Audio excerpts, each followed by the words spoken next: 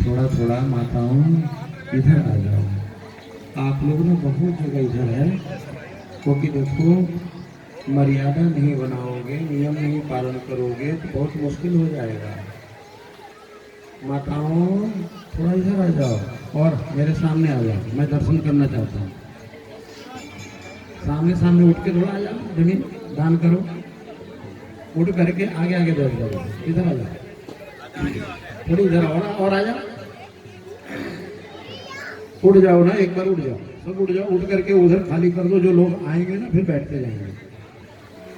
और इधर इधर, हाँ और आ जाओ, इधर आ जाओ, इधर आ जाओ ना, सामने सामने एक लाइन से इधर और आ जाओ, इधर उधर से उठ जाओ। ये माताएं जो हैं, हाँ पहले ही से उठाओ। ये जो गेट पे बैठी है ना, इनको पीछे बैठो। जो लोग बाद में आएंगे ना उनको जगह चाहिए, इधर आ जाओ और आ जाओ। हाँ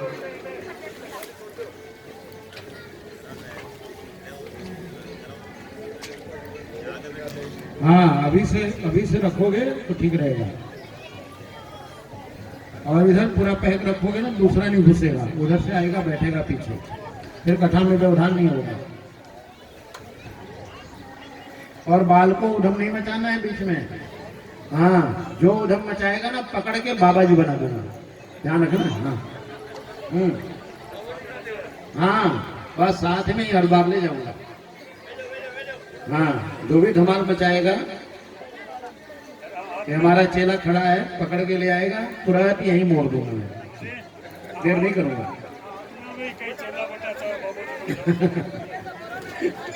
और कोई बात नहीं, बैठ लो आराम से। ना उनको कुछ तकलीफ नहीं, शरीर को तकलीफ देके कथा नहीं सुनी जाती। शरीर सुचारू रहेगा, ठीक रहेगा तो ही कान में सब हो जाएंगे।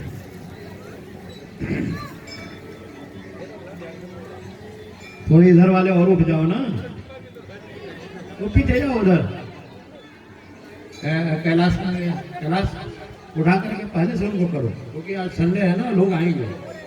बाद में बीच में सब घुसेंगे। जो इधर गेट पे बैठे हैं ना साइड में, उधर पीछे बैठे, पीछे बैठे, आगे बैठो। हाँ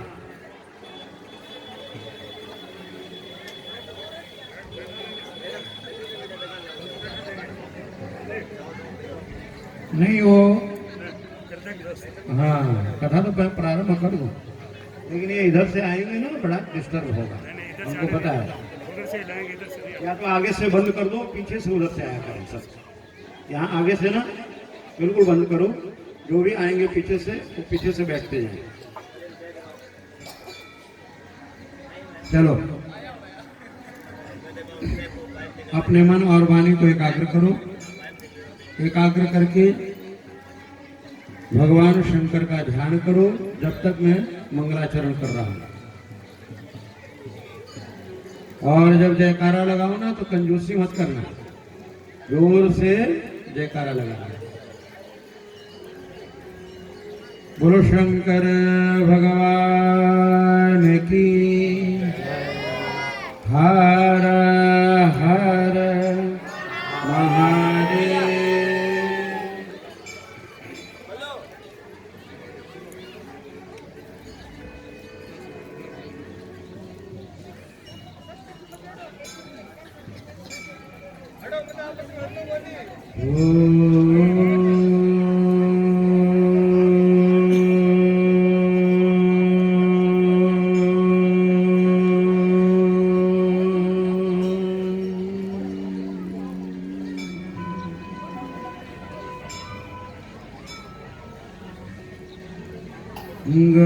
गजाननं भूतगणाधिसेवितं,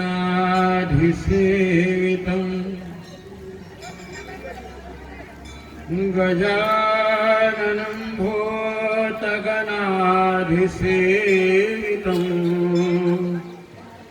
कपित्थजम्बो फलचारुभक्षणं, उमासुतं शोकविनाशकारकं,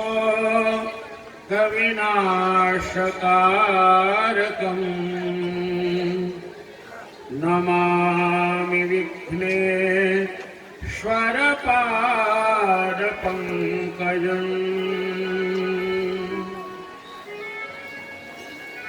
वक्रतुंड महाकाय सूर्यकोटि समप्रभा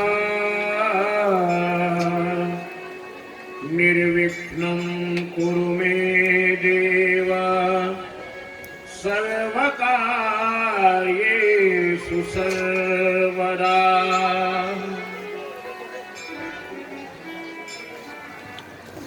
कर्पूरगौरं करुणावतारं संसारसारं भुजगेन्द्रहारं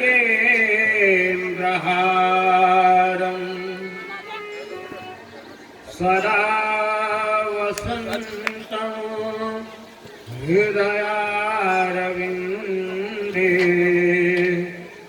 भवं भवानी सहितं नमामि भवं भवानी सहितं नमामि।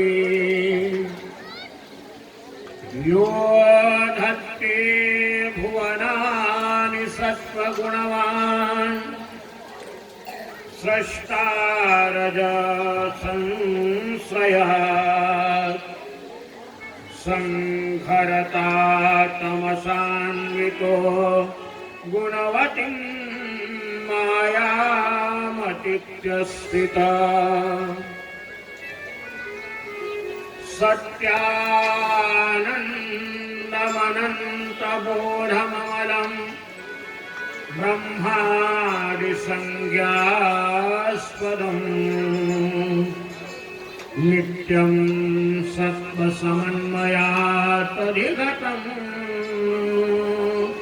पूर्णं शिवं धीमहि पूर्णं शिवं धीमहि। गुरु गजानन भगवान की जय हो। कार्तिकेय भगवान की जय। गंगा मैया की जय।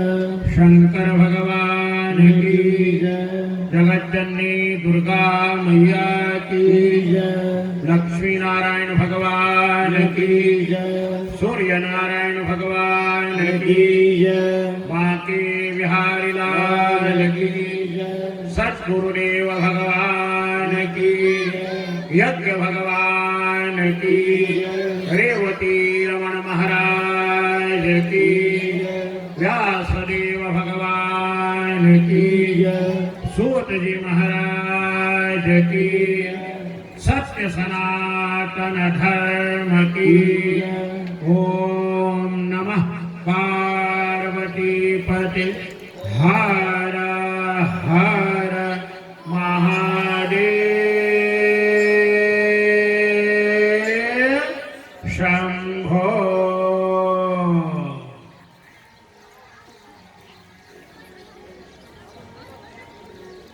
आज बड़ी विचित्र कथा है।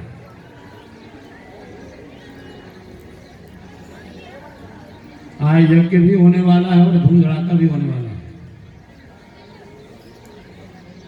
इसलिए सावधान होकर के सुनना। और बीच बीच में जयकारा बहुत लगने वाला है।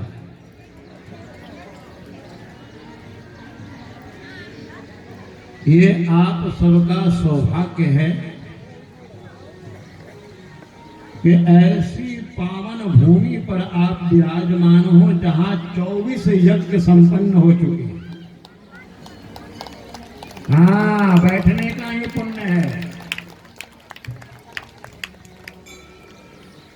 हमको तो लगता है आपका ही प्रारब्ध है कि आपने यहाँ पर बैठने का पुण्य किया है, आगे आने वाले को भी नहीं मिलने वाला है। क्योंकि आगे फिर बड़ा यज्ञ होगा तो कथा वहीं होगी, फिर बैठने को कहाँ मिलेगा यहाँ। इतने पावन भूमि पर जहां 24 यज्ञ संपन्न हुए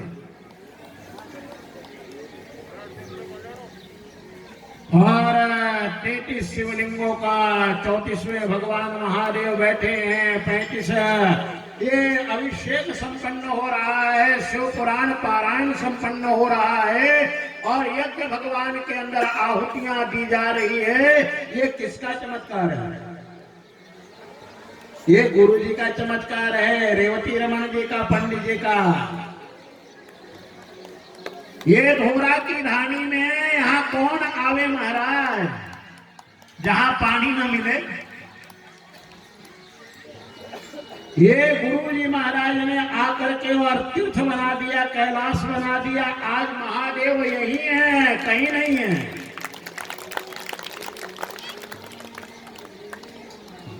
धोड़ा की धानी में साक्षात महादेव विराजमान है और महादेव के सानिध्य में ये कथा हो रही है। मैं रोज देखता हूँ जब शिव पुराण का आप लोग पूजन करके जाते हो तो मैं नियम से कई साल से ये देख रहा हूँ कि एक भौरा आता है और आ करके यहाँ से गुजर करके परिक्रमा करके चला जाता है।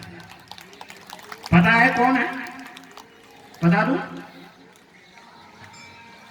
ये भगवान शंकर के श्रृंगी भृंगी गण होते हैं। ये भृंगी गण है भगवान का। मैं रोज नियम से ये देखता हूं कि वह आता है, शिव पुराण की परिक्रमा करता है, व्यासपीठ की परिक्रमा करता है और एक ही भौरा आता है। पता नहीं कहां से आता है और कहां चला जाता है। इसका मतलब यह है कि भगवान शंकर सब देख रहे हैं। शिवगण भी यहीं पर सूक्ष्म रूप से विराजमान है। नंदी भृंगी श्रृंगी ऋटी किरीटी सब यहीं पर हैं और महादेव भी यहीं विराजमान है। इसलिए आज महादेव की कथा बड़ी विचित्र होने वाली है। सावधान होकर श्रवण करना। हर हर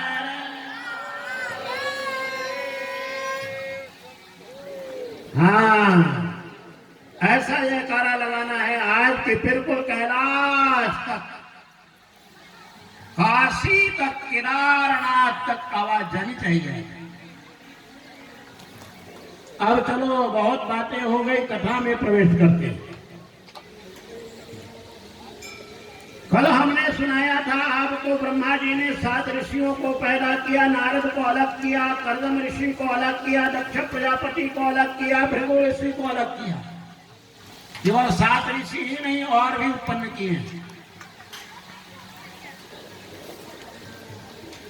लेकिन फिर भी महाराज प्रजा की अभिवृद्धि नहीं हुई। दक्ष प्रजापति को कहा, दक्ष प्रजापति ने लड़कों को उत्पन्न किया, लेकिन लड़कों को नारद जी ने बाबा जी बना दिया।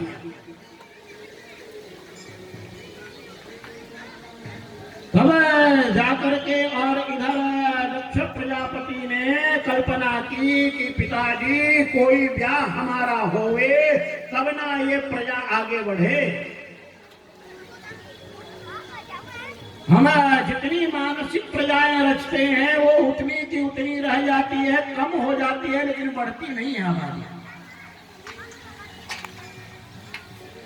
तो ब्रह्मा जी महाराज बड़े चिंतित हो गए, इतना चिंतित हो गए, बोले अब मैं क्या करूं।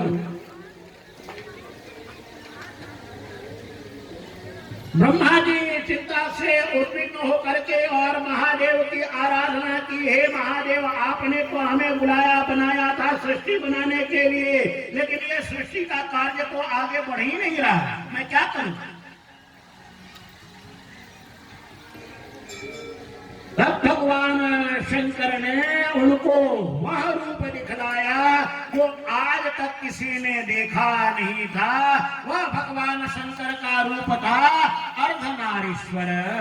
अर्धनारीश्वर भगवान की जय हो।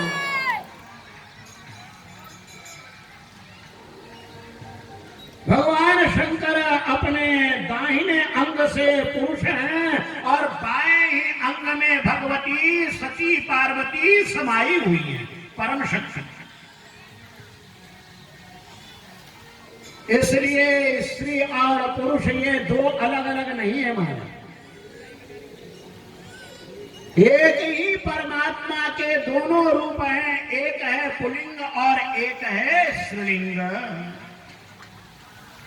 इसलिए दोनों के अंदर बराबर शक्तियां हैं। ये बात अलग है कि भगवान ने एक के अंदर सूर्य की शक्ति डाली और दूसरे के अंदर चंद्रमा की शक्ति डाली, क्योंकि सूर्य की शक्ति और चंद्रमा की शक्ति से ही सृष्टि का विस्तार होता है। एक के अंदर तेजा शक्ति और एक के अंदर रजा शक्ति। रजा शक्ति मतलब मिट्टी। ये जो सब हम लोगों का शरीर बना है, ये मां के खान पान से ही बना है। पिताजी का तो इसमें केवल एक बीज मात्र है, लेकिन पूरा शरीर किससे बनता है? मां के गर्भ में बनता है। और इतना बड़ा कैसे हो जाता है? यह पैदा होता है तो मुश्किल से लगता है 3.5-4 किलो का होता होगा, और बढ़ते बढ़ते खाते खाते महाराज 100 किलो का हो जाता है। कहां से हुआ? हाँ, खूब खाया होगा ना, माल था। हाँ, जो जो बने खुद समझ लेना। लापसी, राबड़ी,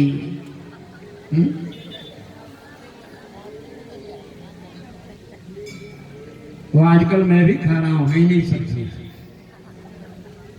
खिपोली, हाँ, खिपोली हो गई, चावला हो गया, वो तरबूज छोटे छोटे, उसकी सब्जी खा रहा हूं आजकल। राजस्थान का पूरा महाराज आनंद ले रहा है। और सांगरी की सब्जी तो कितनी बार खा ली। अभी ये महाराज, ये आभूषण है अपने गांव का, देश का, ये बचना चाहिए। ये शहर वाले को नहीं मिलता। कहना यह है कि मिट्टी ही परिवर्तित होकर के इस भोजन में आई और इस मिट्टी से ही शरीर बना, और अंत में जब ये शरीर गिरेगा तो कहां जाएगा? मिट्टी में। मिट्टी से ही निकला और मिट्टी में ही मिल जाएगा। इसलिए सावधान होकर के श्रवण करो। ये मनुष्य शरीर बड़ा मुश्किल से मिलता है।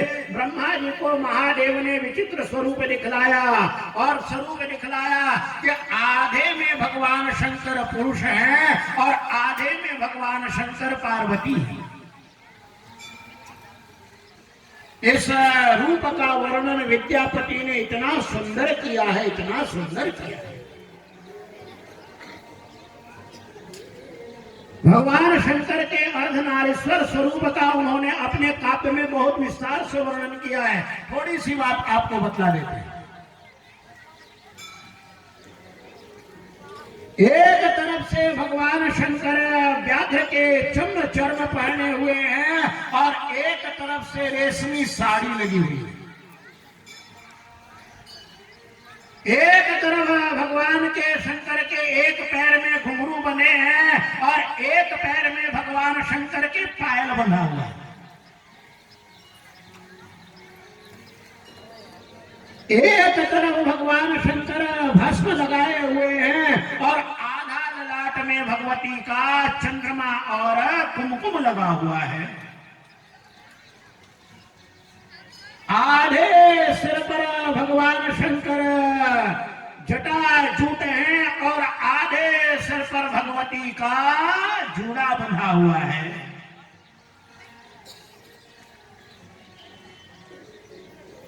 भगवान शंकर के सारे तन में भस्म लगा हुआ है, और भगवती के सारे तन में अंगराग लगा हुआ है। एक तरफ भगवान शंकर नाग के आभूषण पहन करके दिव्य रूप से विराजमान हैं, एक तरफ चूड़ा, कंकण, वलय ये धारण की हुई भगवती विराजमान है। ऐसे अर्धनारीश्वर भगवान को बार बार प्रणाम। बोलो शंकर भगवान। भगवान शंकर शंकर ने ब्रह्मा जी को कहा, ब्रह्मा ये देख रहे हो, जब तक अपने को दो विभाग में विभक्त नहीं करोगे तब तक आगे सृष्टि का विस्तार नहीं होगा। और ब्रह्मा को वह तरीका भगवान ने गुप्त तरीका बतलाया कि